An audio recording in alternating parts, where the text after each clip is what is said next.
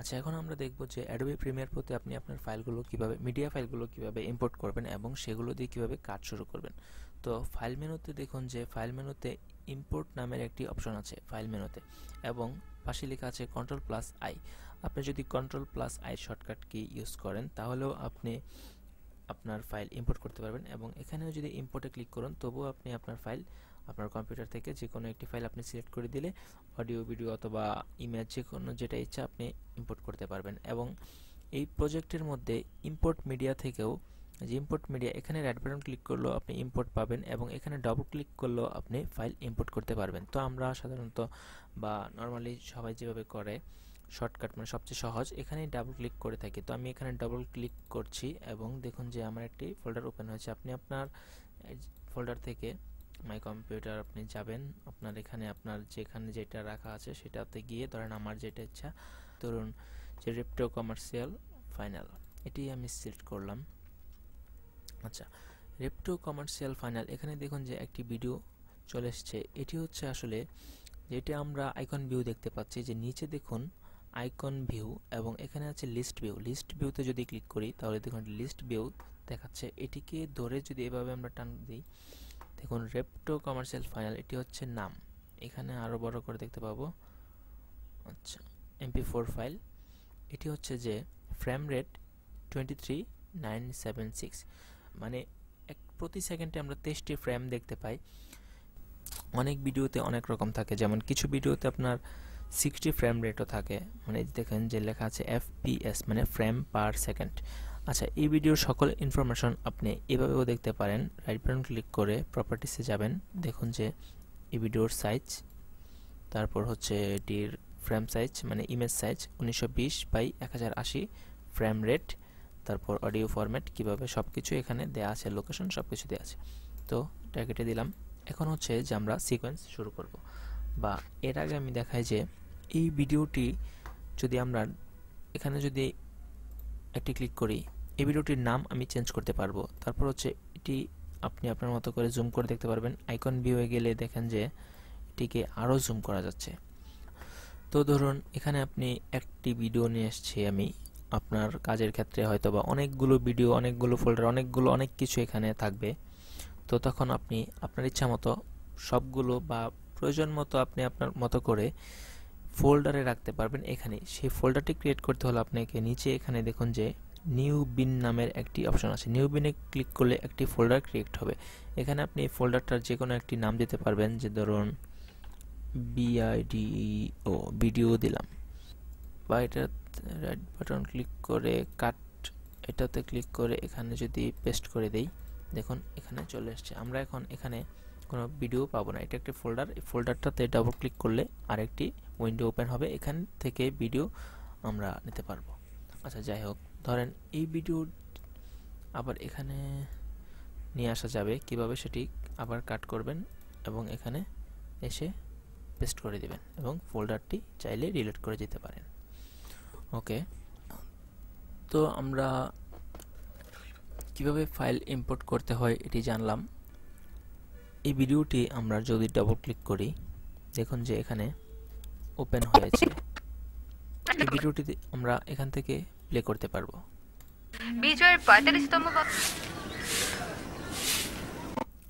আমরা দেখব যে কিভাবে এডিটিং এর কাজ শুরু করতে হয়। তার আগে হচ্ছে যে একটা জিনিস আপনাদের দেখানো হচ্ছে যে এখানে কিছু অপশন আছে, যে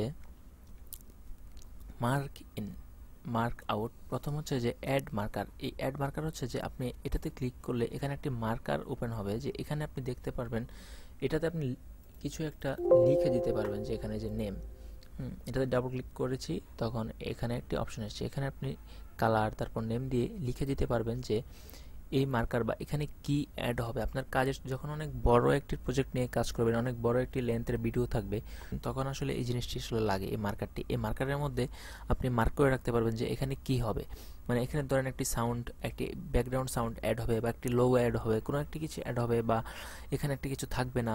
তখন এটা যদি আপনি মার্কারটি দিয়ে রাখেন তখন আপনি মনে রাখার সুবিধার্থে এটি করা যায়। তো আমি ক্লিয়ার অল মার্কার দিয়ে এটি রিমুভ করে দিলাম। আমার আসলে ছোট একটি প্রজেক্ট, তাই এটি আপাতত লাগতেছে না, তো আপনাদের বোঝানোর সুবিধার্থে আমি বললাম। তারপর দেখুন যে মার্ক ইন, ধরুন আমি এখানে মার্ক ইনে ক্লিক করলাম, এটি হচ্ছে মার্ক হয়েছে, যে এই ভিডিওটি এখান থেকে এ পর্যন্ত মার্ক হয়ে গেছে। আমি যদি এটিকে সামনে নিয়ে আবার মার্ক ইনে দেই, তাহলে এখান থেকে মার্ক হবে। তো আপনি যেখানে ইচ্ছা নিয়ে মার্ক ইন করতে পারবেন। এবং মার্ক আউট পয়েন্ট, এটা আপনি যতটুকু প্রয়োজন ততটুকু নেয়ার পর আপনি যদি এরকম হয় যে এর মাঝখানে এতটুকু এবং এতটুকুর মাঝখানে একটি জায়গায় আপনি এটিকে রাখবেন, তো এটি আরও জুম করতে হলে এটিকে ধরে এরকম টান দিবেন এবং খুব সুন্দরভাবে এইভাবে ধরে আপনি আপনার মতো করে যে পয়েন্টটুকু ইচ্ছা আপনি রেখে প্রয়োজন মতো তারপর মার্ক আউটে ক্লিক করবেন। তাহলে দেখুন যে এখানে মার্ক ইন এবং মার্ক আউট একটি অপশন চলে এসেছে। এখন হচ্ছে যে আমার যে সিকোয়েন্স, এখানে আমি সিকোয়েন্স ক্রিয়েট করব এই ভিডিওটি এডিট করার জন্য। এখানে কিন্তু আমি জাস্ট দেখতে পাচ্ছি, কিন্তু এডিট কোনো অপশন নেই। তো আমি এটা এডিট করতে হলে আমার এখান থেকে সিকোয়েন্সে গিয়ে তারপর হচ্ছে ফাইলে গিয়ে নিউ সিকোয়েন্সে ক্লিক করতে হবে। এটিতে যদি আমি ক্লিক করি, দেখুন এখানে এইচডিবিতে কিছু অপশন আছে। আমি প্রথমে বলেছিলাম যে এইচডিবি এবং ডিবির যে পার্থক্য, এটি অ্যাডোবি প্রিমিয়ার প্রোর ভিতরে গেলেই আপনাকে দেখানো যাবে। দেখুন যে ডিবিতে কিছু ওদের ফরম্যাট দেয়া আছে, এগুলো হচ্ছে ডিবি, তারপর হচ্ছে এইচডিবি মানে হাই ডেফিনেশন ভিডিওর কিছু ফরম্যাট দেয়া আছে। তো এগুলো আসলে আমি যেভাবে কাজ শুরু করি এগুলো এভাবে সিলেক্ট করি না।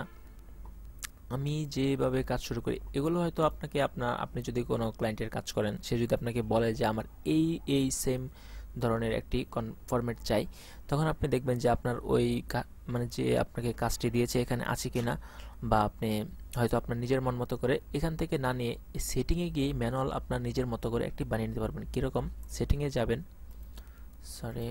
সেটিং সিলেক্ট হচ্ছে না কেন, আচ্ছা ফাইল নিউ সিকোয়েন্স সেটিংয়ে যাব। তারপর হচ্ছে দেখুন যে সেটিংয়ে যাওয়ার পর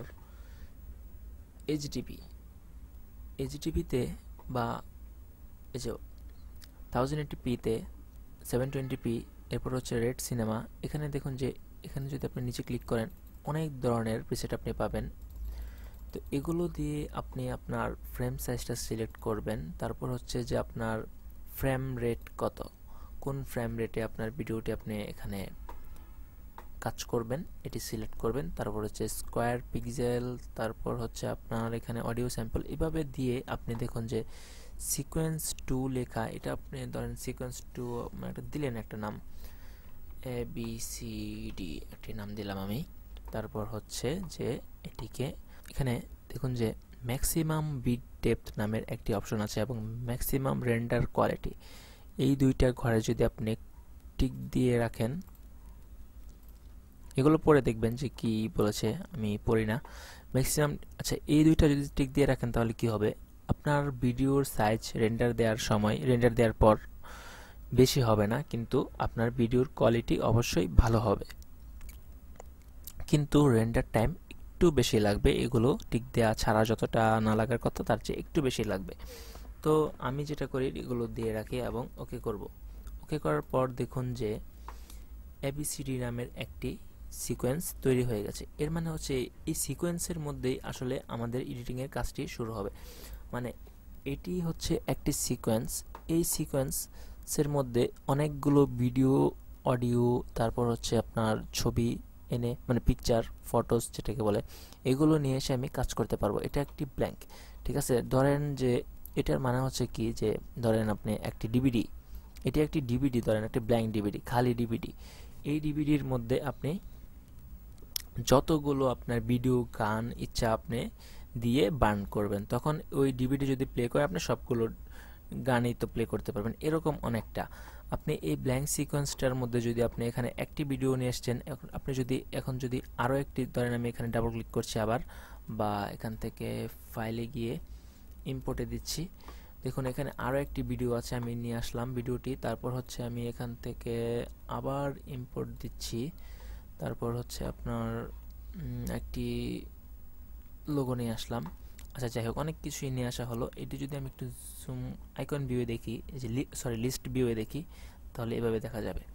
তো এই জিনিসগুলি এখন আমি যদি একটা একটা করে ড্র্যাগ করে এভাবে টেনে নিয়ে এসে এখানে ছেড়ে দিই, তখন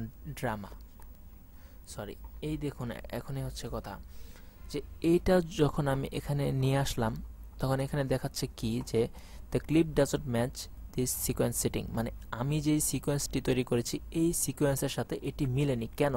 আচ্ছা, এখন যদি আমি কিপ এক্সিস্টেন্ট সেটিংয়ে দিই, মানে আমার সেটিংটা যা আছে তাই থাকবে, শুধু ভিডিওর মতো এসে এখানে পড়ে যাবে কোনো কথা ছাড়াই একদম, মানে আমি যে যা অর্ডার করবো তাই। আচ্ছা, একটু মজা করলাম। তারপর হচ্ছে যে